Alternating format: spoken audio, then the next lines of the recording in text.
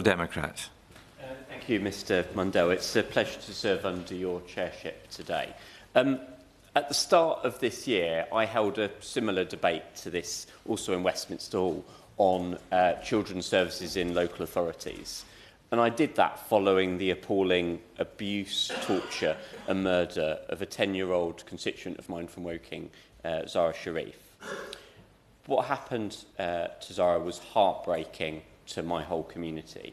I think a lot back home in Woking thought what happened was so extreme, so awful. It was a one-off case. What I've heard today is it's not a one-off case. This happens far too often.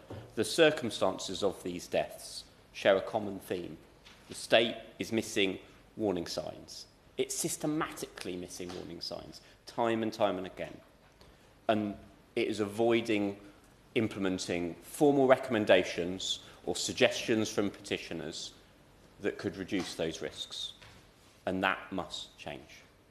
I want to thank the Honourable Lady for Blaydon and Concert for dedicating much of her parliamentary career to improve child safeguarding. And I think we all owe her a huge debt of thanks.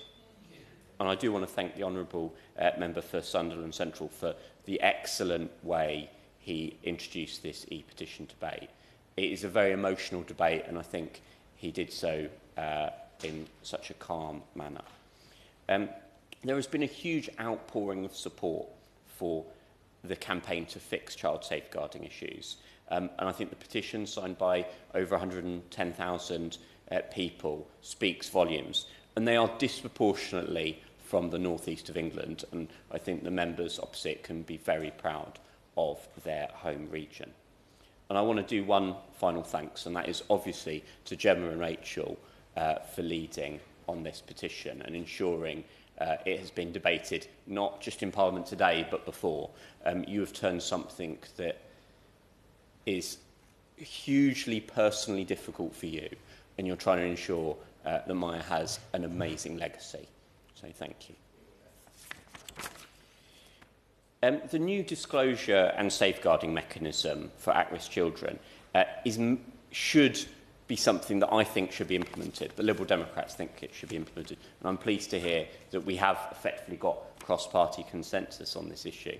But we need to have action, not consensus. There is definitely a way that we as a state can share information better when a child is at risk, whether that is from a parent, a caregiver, or someone else. It might be that the threshold isn't met to trigger full action, but to ensure information is shared fully is absolutely key. The lack of information sharing, or the significant lack of it, was one of the reasons listed in the safeguarding report into Zara's brutal murder. It was clearly an issue in Maya's case, and it was also an issue in the Southport inquiry only reported today. It's a systematic issue. And I know I'm meant to turn towards the end to my answer to the Minister, but we have to lead with this. We have ministers that have cross portfolios, the Security Minister, for one. Does the Minister think that sharing information should be a cross-portfolio issue, that the government takes this issue so seriously that they task unblocking this to one minister that can knock heads together across departments? I highlighted the case of Sara Sharif, which was a stark example of when information goes horribly wrong. The day before she was murdered, social services went to visit her house. They went to visit the wrong house. They could have saved her. In court, the family talked about concerns they heard in Zara's case, and particularly in Maya's case. The family raised concerns seeing suspicious bruises on Maya in the weeks before her death. She was a 2-year-old girl. Several different relatives saw bruises on Maya, but they flagged them with her mother and told them that Maya caused them herself. Maya attended 2 days of nursery, but then was pulled out of that nursery. The judge said it seemed clear that she feared staff would notice the bruises and report them.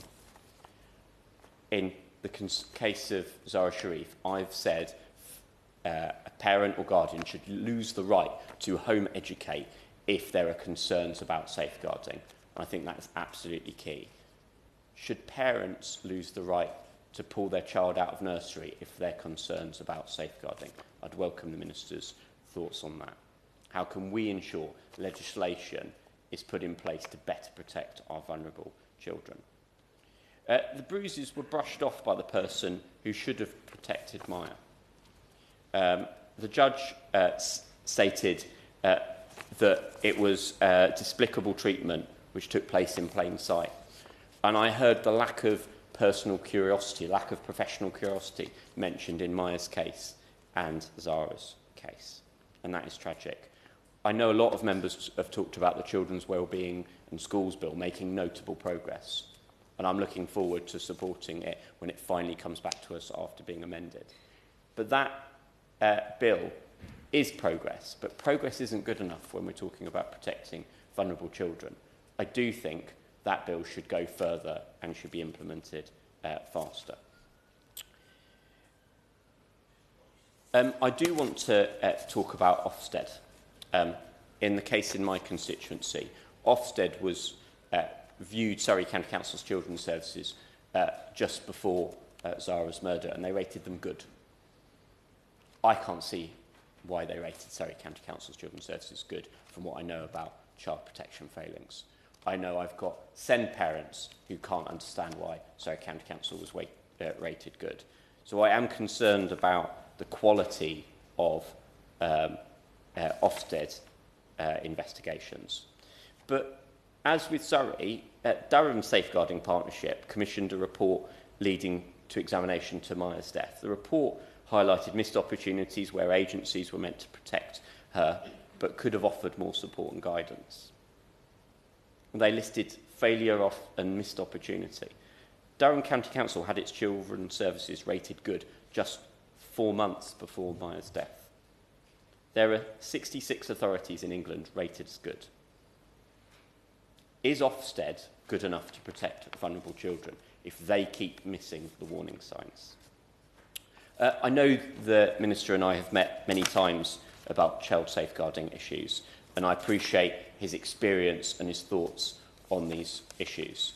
But we don't want to be having another debate like this when other MPs are raising deeply personal, traumatic things happening in their constituency, when the state saw warning signs but they didn't take them forward. So I would welcome the Minister's thoughts on how we can ensure better data protection, how we can better improve Ofsted. I think all of us support Claire and Sarah's laws. Will the Minister confirm if the government is reviewing the success and the impact those laws are having? Will the Minister agree, once the Children's Wellbeing Bill is eventually implemented, to monitor, as a matter of urgency, how the MASH, the multi-agency assessments, are working, how the registry is working? And if those measures are not good enough, will the Minister agree to introduce Mayor's Law? Thank you.